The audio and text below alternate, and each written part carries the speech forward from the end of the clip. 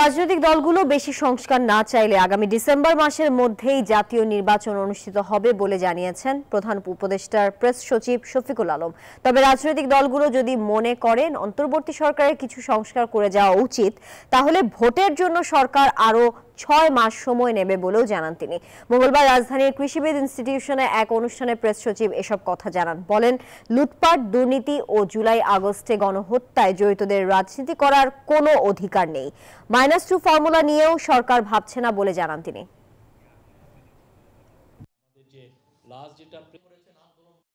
যদি পলিটিক্যাল পার্টিগুলো, আমরা মনে করি প্রত্যেকটা পলিটিক্যাল পার্টি যারা এখন কাজ করছেন এরা আমাদের অংশীজন, তো পলিটিক্যাল পার্টিরা যদি চান যে না আমরা খুব বেশি রিফর্ম চাচ্ছি না, এমন কিছু রিফর্ম যেটা দিয়ে আমি ইলেকশনটা করে ফেলবো, তাহলে আমরা বলছি যে ডিসেম্বরের মধ্যে ইলেকশন হবে। তাহলে কি আমি তো আর আপনি সুনির্দিষ্ট যে ডেটটা চাচ্ছেন সেটা আসলে ইলেকশন কমিশন দেয়, ওইটা 3, 4, 5 মাস আগে দেয়।